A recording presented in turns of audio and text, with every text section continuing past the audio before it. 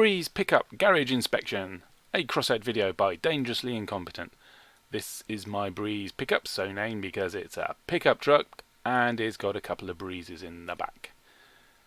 It's a starter build, a real starter build, none of your rare parts. No, it's all common all the way. All these parts are common and you get given them all by reaching level 5 in the engineers. So we got the gorilla cabin, we got the fender parts, we got the van sides, frames, a few van bits, more fenders, luparas, breeze. You only get given one breeze by level 5, but that's alright because you can craft another one on the engineer workbench by the time you're level 5. Recently, I've noticed that Gaijin has been paying well-known YouTubers, millions of subscribers sort of YouTubers, to create Crossout videos, and I'm hoping that's going to make an influx of new players. So I have specifically designed this Breeze pickup for new players, starter players. All the bits you need for the vehicle, you've got by level 5 in the engineers, which only takes an hour-ish to play to get to level 5 in the engineers. But even though it's aimed at starter players, nothing's stopping you more experienced old sweats of having a crack at it and reminding yourself what goes on with a low power vehicle. And it only costs you a handful of coin if you're going to buy everything on the mark. 715? Is it? Wrong paint, excuse me. Not the Dune, that's an expensive paint for later. Sandstorm, yes, free paint. There we go, under 4 coin to buy all the bits for this vehicle. Right, enough with the introductions, on with the inspection, into build mode. Let's start at the front of the vehicle, bumpers and whatnot. It's a good idea to armour the front of your vehicle with bumpers and other passive melee stuff. Why? Because they've got high durability for their power score and they feature reduced amount of damage from melee weapons. 90% less, in fact. So being rammed or being ground away by augers or whatnot, or harvesters or whatnot, they suffer less damage. So it's a good idea to plaster the front of your vehicle with bumpers. Unfortunately, at level 5 in the engineers, the only thing, you've only got a bumper and you've got 2 hatchets. That's all you've got, so that's what I slapped on the front.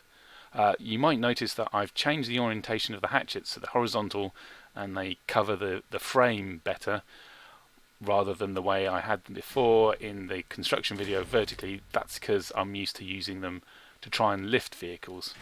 But with this thing, with only a bumper, the front is a bit vertical, so you're never going to lift anyone, so it's better to protect the frame.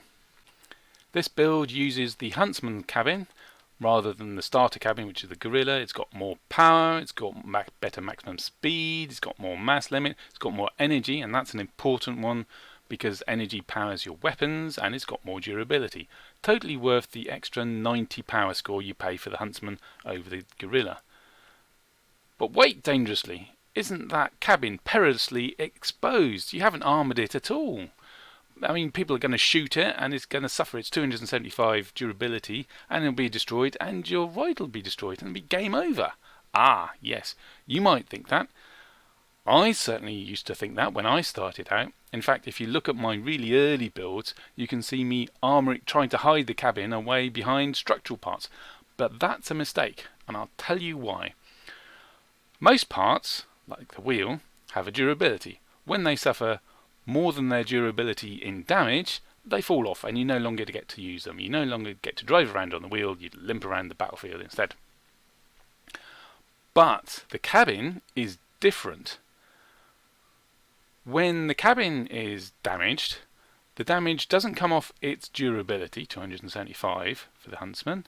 It comes off your ride's overall durability, 531 in this case. And your overall durability is your cabin plus the durability of all the structural parts you've added. Not weapons, not wheels, not bumpers and other melee parts, not your frame, not your hardware parts, none of that, just your cabin and your structural parts give you your overall durability. But that's much more than just your cabin. So in actual fact, it is better not to armour your cabin with structural parts. It's better to hide them away. If you look at this build from the front, all you can see is a little bit of those fenders on the side.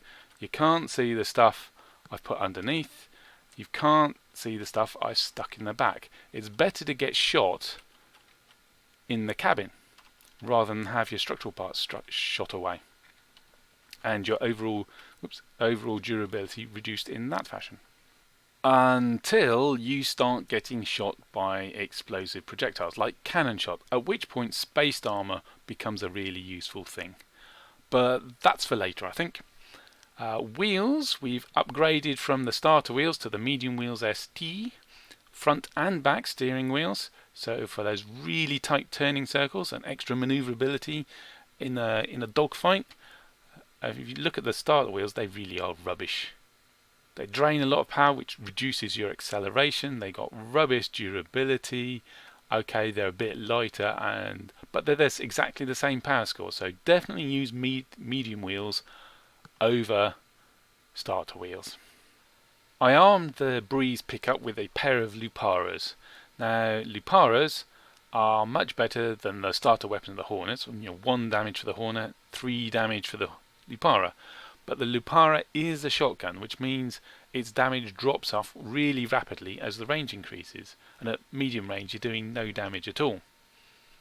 It also has quite low fire rate and it overheats rather quickly. Whereas you could put instead some cord machine guns. They do less damage than the Lupara, but they've got greater fire rate, and you can fire them for longer before they overheat and start firing. But the longer you fire a weapon, the more inaccurate it becomes.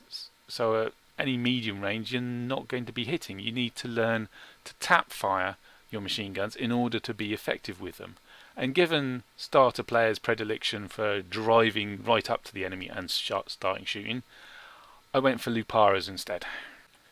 Generally speaking, it's a good idea to place your weapons on the cabin, and that's because if the parts that your weapon are attached to are destroyed by enemy fire, then your weapon will fall off as well, even if it suffered no damage at all.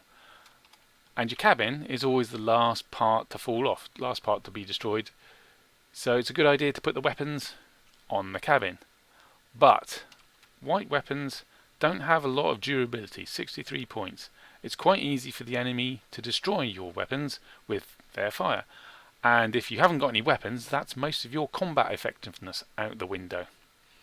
So in this case, I've elected to shield the Luparas with the cabin by placing them behind and 1 square below. The Luparas can still shoot over the cabin, but people shooting at my Luparas, half their shots are going to go into the cabin probably, at least from the front. One issue with the Luparas is they tend to overheat. Every time you fire a weapon, it generates heat, and when it hits its maximum heat, it can no longer fire until it's cooled down, which takes time. It's a bit of an issue in the middle of a fight. And that's why I've put in a pair of Breezes in this build. Even though they cost an energy apiece, and for 2 energy I could have had a cord, an extra weapon, do more damage. But instead I've got Breezes. And pop them back in again. Because they're radiators.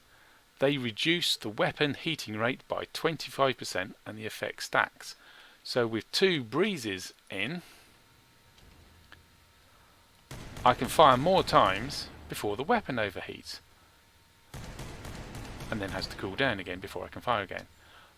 Or, if I learn a bit of trigger discipline, I can shoot more often without overheating and not being able to fire at all. So that's why I put 2 Breezes in the Breeze pickup. That's it for this garage inspection. Hope you've enjoyed it, hope it's been educational. If you want to see more low power score starter builds like this one, hit the like button. If you'd rather see some high power score action, epics and legendaries and whatnot, then say so in the comments below. Cheerio!